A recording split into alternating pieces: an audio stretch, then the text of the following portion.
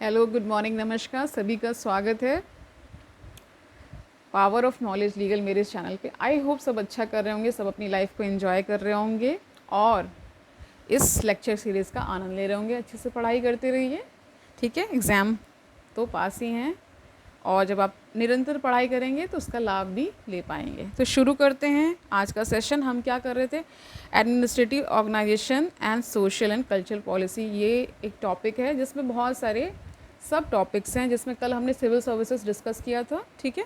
आज army, police और judicial organisation ले लेंगे, ठीक है। शुरू करते हैं आज का session, let's get started. The second pillar of British regime in India was the army, ठीक है। It fulfilled 4 important functions. क्या क्या इसने फंक्शंस किए?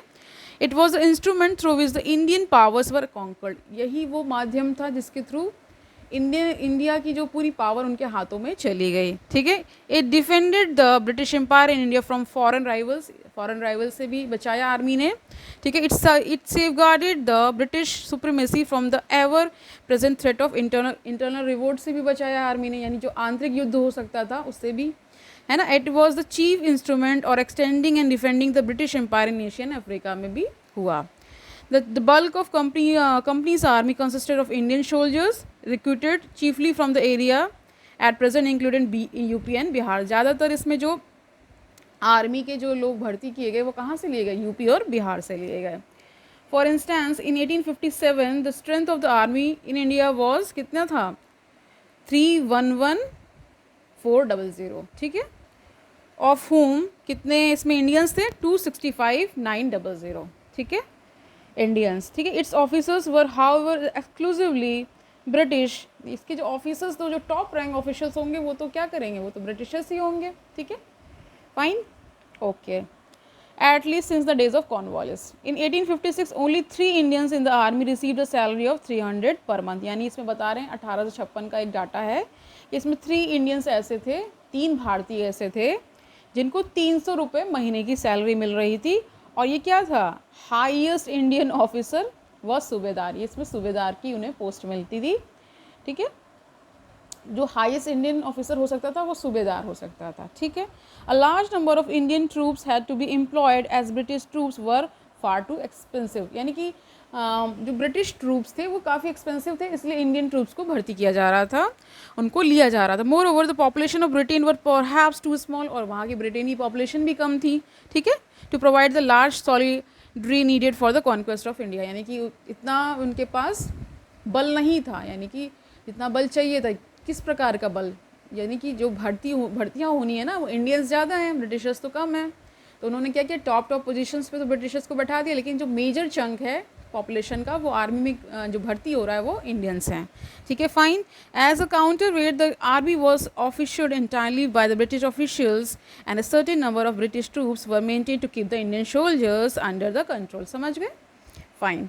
Even so, it appears surprising today that a handful of foreigners could conquer and control India with a predominantly Indian army। ये बता रहे हैं कि ये आज सोचने में बड़ा आश्चर्य लगता है। क्या आश्चर्य लगता है कि थोड़े से अंग्रेज इतनी सारी पॉपुलेशन पे राज कर रहे थे और इंडिया क्या हो गया था, उनका एक तरह से कॉलोनी बन गया था, अंडर इम्पेरियलिज्म आ गया था, ठीक है, फाइन।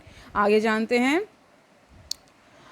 ये कैसे हुआ। 2 फैक्टर्स इसके लिए जिम्मेदार थे। On the one hand there were absence of modern nationalism in the country. यानी कि जो अत्याधुनिक जो कह सकते हैं राष्ट्रवाद था उसकी कमी थी, ठीक है।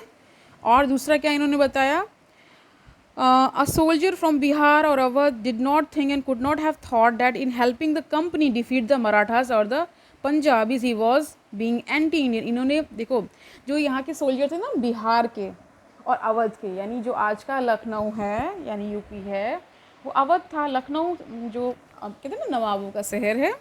तो इसमें ये लोग नहीं सोच पाए, क्या नहीं सोच पाए कि अगर हम अंग्रेज़ों या कंपनी की हेल्प कर रहे हैं तो एक तरह से हम मराठास को और पंजाबीज़ को क्या कर रहे हैं, परास्त कर रहे हैं उनकी, क्योंकि उनके खिलाफ़ लड़ रहे हैं ना, इस वजह से ऐसा है। और ये एक तरह से क्या ये था, ये एंटी इंडियन था, यानी भारतीयों के विरुद्ध था, ठीक है, fine. On the other hand the Indian soldier had a long traditional of loyalty to the salt. और एक दूसरा क्या इसमें आता है कि जो भारतीय जो सोल्जर है वो क्या है, अपने देश के नमक, जो अपने देश का नमक खाया है ना, उसके प्रति वो हमेशा लॉयल रहा है। ठीक है, एक तो ऐसे लोग हैं, एक ऐसे लोग हैं जो थोड़े से क्या हैं, थोड़े से क्या यानी बहुत ज़्यादा ही हैं, तभी तो अंग्रेज हमारे ऊपर शासन कर पाए, क्योंकि यहाँ के लोग मिले हुए थे अंग्रेज़ों से। ठीक है, उनको कुछ कुछ पोस्टें दे दी गई, वही मुखबिरी करते थे इंडियंस की, सारी उनके राज वगैरह बताते थे, यहाँ ये हो सकता है, यहाँ ये हो सकता है, तभी तो वो इतनी ज़्यादा गहराई से हमारे देश में अपनी पैठ बना पाए, वरना कैसे होता जब इतनी छोटी पॉपुलेशन आ रही है, और यहाँ पे तो पॉपुलेशन उनसे बहुत ज़्यादा है। तो एक तरह से पहले मतलब पहले ट्रेड किया, ट्रेड के थ्रू जाना कि कहाँ क्या क्या कमियाँ हैं, हम राज कर सकते हैं, इस प्रकार उन्होंने अपने पैर पसारे। फिर धीरे धीरे क्या किया, सारा टेक ओवर करते चले गए, आर्मी पे, पुलिस पे, जुडिशल ऑर्गेनाइजेशंस पे उन्होंने अपना हाथ आजमाया, और वो सफल भी हुए, तभी तो 200-250 साल शासन कर पा रहे हैं। ठीक है, अब जानिए पुलिस के बारे में जान लीजिए। The third pillar of British rule was the police, whose creator was once again Cornwallis. Cornwallis को ही इसका श्रेय जाता है, लॉर्ड कॉर्नवालिस को ही पुलिस एडमिनिस्ट्रेशन का भी, यानी उसके गठन का भी श्रेय जाता है। He relieved the zamindars of their police functions and established a regular police force to maintain law and order. इसी ने क्या किया, रेगुलर मतलब पुलिस जो बनी है वो कॉर्नवालिस के जो उनका कार्यकाल था उसने ही ये सारी चीज़ें की। ठीक है, फाइन। और जानते हैं आगे फिर, ताकि लॉ एंड ऑर्डर को भी मेंटेन हो, पुलिस के थ्रू ही लॉ एंड ऑर्डर मेंटेन होगा ना। In this respect he went back to and modernize the Indian old system of thanas, यानी जितने भी ओल्ड थानास थे उनको उसने क्या किया, एक तरह से उसने उसका रिवाइवल किया, मतलब उसको फिर से पुनः जागृत किया, एक तरह से उसमें बहुत सारे ऐसे सिस्टम्स लेकर के आया ताकि यहाँ पे अच्छे से रूल हो सके। Fine.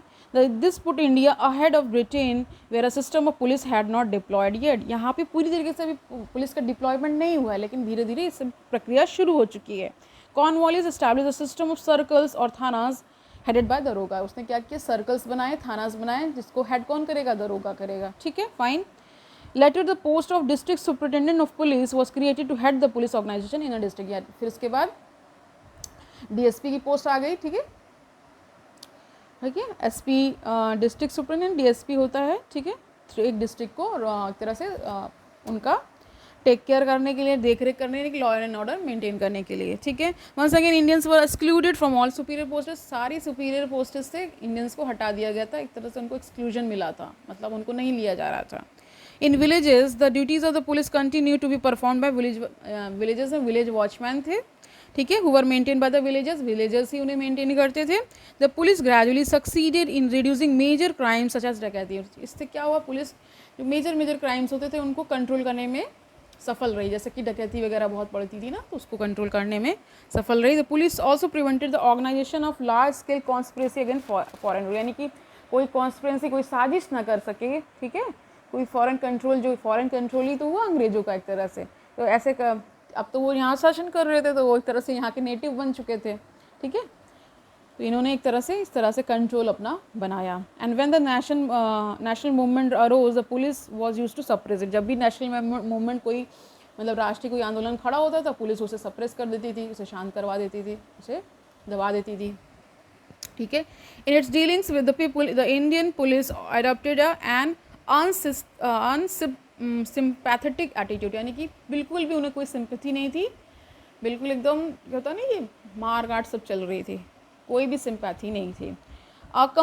Committee of parliament reported in 1813 that the police committed depredations on the peaceful inhabitants, यानी कि एक कमिटी बनी, पार्लियामेंट की जो एक कमिटी बनी जिसका ईयर है 1813, उसने क्या बताया कि एक तरह से यहाँ के जो लोग थे, यानी पीसफुली भी लोग जो इनहेबिट कर रहे थे, यहाँ रह रहे थे, उनके ऊपर भी अत्याचार हो रहा था, ये पुलिस ही कर रही थी।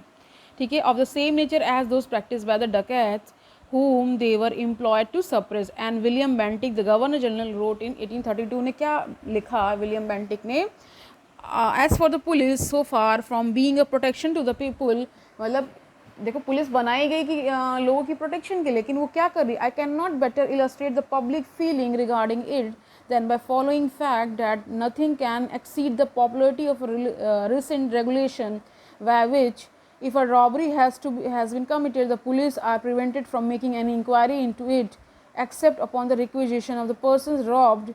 That is to say, the shepherd is more ravenous beast of prey than the wolf. यानी उन्होंने एक तरह से एक एनालॉजी दी कि एक तरह से जैसे वो वुल्फ होता है ना, वो भेड़ों पे शिकार करता है, उस प्रकार का उन्होंने यहाँ पे दृष्टांत दिया है। ऐसा सिस्टम वहाँ पे था। अब देखिए जुडिशियल ऑर्गेनाइजेशन को देख लीजिए थोड़ा सा, फिर उसके बाद वाइंड अप करते हैं। The British laid the foundation of a new system of dispensing justice through hierarchy of civil and criminal courts. इन्होंने सिविल और क्रिमिनल कोर्ट्स बनाए। Although it was started by Warren Hasting ने शुरुआत कर दी थी। The system was established by the Cornwallis in 1793। शुरुआत इसमें वैरेन हेस्टिंग ने कर दी थी, लेकिन इसका जो मुख्य जो ढांचा है वो कॉर्नवालिस ने ही शुरू मतलब एक तरह से बनाया। ठीक है। In each district there was established a diwani adalat. हर एक डिस्ट्रिक्ट में दीवानी अदालत थी, जिसे सिविल कोर्ट भी कहते हैं। Presided over by the district जज who belong to the civil service. इसको प्रिसाइड कौन करेगा? डिस्ट्रिक्ट जज कर रहा था। ठीक है, जो कि सिविल सर्विस से बिलोंग करता है। Cornwallis the separated the post of civil जज एंड द कलेक्टर। कॉर्नवालिस को ही श्रेय जाता है कि सिविल जज की और कलेक्टर की पोस्ट को सेपरेट करने का, यानी अलग अलग करने का। ठीक है, फाइन। अपार्ट देखिए इसके अलावा देखिए क्या हुआ। Appeal from the district court lay first to 4 provincial courts of civil appeal. देखिए जो अपील जाएगी डिस्ट्रिक्ट कोर्ट के ऊपर, मान लीजिए उससे उसके न्याय से आप संतुष्ट नहीं है तो कहाँ अपील करेंगे? तो यहाँ अपील जाती provincial courts of civil appeal के मतलब था। ठीक है, and then finally to the Sadar Diwani अदालत। इसके ऊपर सदर दीवानी अदालत। ठीक है, बिलो द डिस्ट्रिक्ट कोर्ट व रजिस्ट्रार्स कोर्ट। यानी डिस्ट्रिक्ट कोर्ट के नीचे क्या है? रजिस्ट्रार कोर्ट्स हैं। इसका हायरार्की थोड़ा सा समझ लीजिए। Fine. Headed by the Europeans. इसमें कौन हेड कर रहे हैं? यूरोपियंस हेड कर रहे हैं। And a number of subordinate courts headed by Indian जजेस known as munsif and amins. यानी कि जो छोटे कोर्ट्स हैं, जो सबऑर्डिनेट कोर्ट्स हैं, उनको कौन हेड कर रहे हैं? मुंसिफ कर रहे हैं। वो इंडियन जजेस ही होते थे उसमें, और अमीन्स होते थे। ठीक है। To deal with the criminal matters Cornwallis divided the presidency of Bengal into 4 division. Criminal matters को डील करने के लिए क्या हुआ? जो प्रेसिडेंसी ऑफ बंगाल थी उसको 4 भागों में डिवाइड किया गया, 4 डिवीजन किए गए उसके। In each of which a court of circuit, जहाँ पे एक कोर्ट ऑफ सर्किट था। Presided over by civil servants, जिसमें सिविल सर्वेंट्स ही प्रेसाइड करते थे। Below these courts came a large number of Indian magistrates to try the petty cases. यानी इसके नीचे इंडियन मजिस्ट्रेट्स आ रहे हैं जो छोटे मोटे केसेस देख रहे हैं, जैसे छोटी मोटी चोरी हो गई, किसी की बकरी चोरी हो गई, किसी का इस टाइप से। ठीक है। Appeals from the courts of circuit ले विद द सदर निजामत अदालत। देखिए यहाँ पे दीवानी में क्या है? सदर दीवानी अदालत है, और जहाँ पे अपील्स कोर्ट, जहाँ पे कोर्ट ऑफ सर्किट है, उस पर जो ऊपर अपील जाएगी वो सदर निजामत अदालत में जाएगी। The criminal codes applied Muslim criminal law in a modified and less harsh form so that the tearing a part of limbs and other such for prohibited. यानी कि जो क्रिमिनल लॉ था उसमें क्या था? थोड़ा सा एक तरह से लचीला बर्ताव किया जा रहा था। वहाँ पे ऐसा नहीं हाथ वाथ काटने का प्रावधान वगैरह, जो रेगरस पनिशमेंट्स थे उनको हटाया गया था। यानी कि जो बहुत ही वैसी सजाएं हैं ना, जिसमें आँख हाथ काट दे रहे हैं, पैर काट दे रहे हैं, इस तरह की सजाओं का प्रोहिबिशन था। ठीक है, ओके, आगे जानिए। The civil codes applied the customary law. Customary law चल रहा था, यानी कस्टम के बेस्ड पे लॉ चल रहा था। That had prevail in any area or among the section of people since the time immemorial. यानी कि इसका कोई निश्चित मतलब बहुत आदिकाल से एक तरह से कह सकते हैं चला आ रहा है। इन 1831 William Bentinck abolish the provincial courts of appeal and circuit. 1831 में विलियम बेंटिक क्या कर रहे हैं? इसका एबॉलिशन कर दे रहे हैं। किसका? कोर्ट्स ऑफ अपील का, प्रोविंशियल कोर्ट्स ऑफ अपील का और सर्किट का। Their work was assigned first to the commission and later to district जजेस एंड डिस्ट्रिक्ट कलेक्टर्स। इसमें क्या हो रहा है? इनका जो वर्क किसको दे दिया? कमीशंस को दे दिया गया, और उसके बाद डिस्ट्रिक्ट जजेस को दे दिया गया एंड डिस्ट्रिक्ट कलेक्टर्स को दे दिया गया। Bentinck also raise the status and powers of Indians in the judicial service and appointed them as deputy magistrate, subordinate जजेस एंड प्रिंसिपल सदर आमीन्स। यानी कि बेंटिंग ने क्या किया? जो इंडियंस थे ना उनका स्टेटस बढ़ाया। कैसे बढ़ाया? अपॉइंटमेंट करके, जैसे डिप्टी मजिस्ट्रेट्स बनाए, ठीक है, सबऑर्डिनेट जजेस बनाए, है ना, प्रिंसिपल सदर आमीन्स को भी अपॉइंट किया, इंडियंस को एज इन सारी पोस्ट्स पे अपॉइंट किया। In 1865 high courts were established at Calcutta, Madras and Bombay to replace the Sadar courts of Diwani and Nizamat. In 1865 में क्या हो रहा है? इन जगहों पे हाई कोर्ट्स का एस्टैब्लिशमेंट हो रहा है, और ये किसको रिप्लेस कर रही है? सदर कोर्ट्स ऑफ दीवानी को रिप्लेस कर रही हैं और निज़ामत को रिप्लेस कर रही हैं, ठीक है, fine. The British also established a new system of laws through the process of enactment and codification of old laws. सारी laws का codification हुआ, ठीक है, और एक तरह से अच्छे अच्छे enactments भी हुए. The traditional system of justice in India had been largely based on customary law. सबको पता है जो इंडियन सिस्टम ऑफ लॉ था वो ज़्यादातर कस्टम पे बेस्ड था, ठीक है, which arose from the long tradition and practice. जो ट्रेडिशन से आ रहा था, ठीक है, जो भी हमारे, ठीक है, ट्रेडिशन तो समझ ही रहे हैं, ओके. तो many laws were based on shastras and shariat as well as on imperial authority. ज़्यादातर शास्त्र से आ रहे थे लॉज और शरीयत, यानी ये तो मुस्लिम का कानून है ना, मुस्लिम लॉज में आता है शरीयत. तो they continue to observe customary law in general. The British gradually evolve a new system of laws. They introduce regulations, codified the existing laws and often systematised and modernised them through judicial interpretation. यानी judicial interpretation का मतलब तो बहुत सारे व्याख्यान और ये सारी चीज़ें करके नए नए लॉज ब्रिटिशर्स लेकर के आए, उनका कोडिफिकेशन भी किया, ठीक है, जो सबके लिए समान हो सकें, okay, fine. The charter act of 1833 conferred all law making power on the governor general. जो चार्टर एक्ट 1833 का था उसने क्या किया, सारे लॉ मेकिंग पावर किसको दे दिए, गवर्नर जनरल को दे दिए, है ना, और उसकी काउंसिल को, गवर्नर जनरल इन काउंसिल, यानी गवर्नर जनरल की जो काउंसिल होगी उसको सारे ये राइट्स मिल गए हैं, सारे लॉज वो बना रहे हैं, ठीक है. All this mean that Indians were now to live increasingly under man made laws which might be good or bad but which had to be obeyed blindly. यानी अच्छा हो या बुरा हो सबको ये लॉ मानना ही पड़ेगा, मतलब आँख बंद करके ब्लाइंडली मानना पड़ेगा. and which could not be questioned as they were supposed to be divine and therefore sacred. और इनको क्वेश्चन नहीं किया जा सकता, यानी इसमें प्रश्न चिन्ह नहीं खड़ा किया जा सकता, क्योंकि क्या कहा जा रहा था, ये सारे डिवाइन लॉज है, यानी परमात्मा ही सब बना रहा है, ईश्वर ही सब बना रहा है, और क्योंकि वो बहुत पवित्र हैं तो उनके खिलाफ कोई भी आवाज़ नहीं उठा सकता था, ठीक है. In 1833 the government appointed a law commission, ठीक है, एक लॉ कमीशन अपॉइंट किया गया, किसके अंडर में, लॉर्ड मैकॉले के अंडर में, ठीक है, ये हेड कर रहे हैं इस कमीशन को, to codify the Indian laws, ताकि इंडियन लॉज को का कोडिफिकेशन हो सके. It labours eventually resulted in the Indian penal code, जिसके तहत फिर इंडियन पिनल कोड आ रहा है, आईपीसी. आज की डेट में वो एबॉलिश हो चुका है, नया आ चुका है, 3 नए कानून आ चुके हैं जो कि मोदी सरकार लेकर के आई है, ठीक है. The western derived codes of civil and criminal procedure and other codes of law. लेकिन जो पुराने स्टूडेंट्स हैं लॉ के, उन्होंने ये सब पढ़ा है, आईपीसी, सीआरपीसी, ये सब क्या है, अंग्रेजों के द्वारा ही बनाया गया है. The same laws now prevailed all over the country and they were enforced by a uniform system of courts. एक यूनिफॉर्म सिस्टम ऑफ कोर्ट्स बना दिया गया, वो क्या कर रही थी, इन सारे लॉज को इम्प्लीमेंट करा रही थी, ठीक है. Thus it may be said that India was judicially unified. एक तरह से कह सकते हैं कि जुडिशियल अगर पॉइंट ऑफ व्यू से देखें तो इंडिया एक तरह से यूनिफाइड हो चुका था, क्योंकि एक ही कानून चल रहा था रिस्पेक्टिव एरियाज़ में, ठीक है. तो आज के लिए इतना ही रखते हैं, कल मिलते हैं, आगे इसके अलावा जानेंगे, फिर इसके बाद ये चैप्टर कंप्लीट हो जाएगा. इसमें थोड़ा कल्चरल पॉलिसीज़ क्या थी उनकी, ये सब जानेंगे आगे, ठीक है, और सोशल पॉलिसी उनकी क्या थी ये जान लेंगे, ठीक है. तो अच्छे से पढ़ाई करते रहिए, धीरे धीरे कारवां आगे बढ़ेगा और हम अपनी मंजिल तक पहुँचेंगे. कल मिलते हैं. Have a nice day.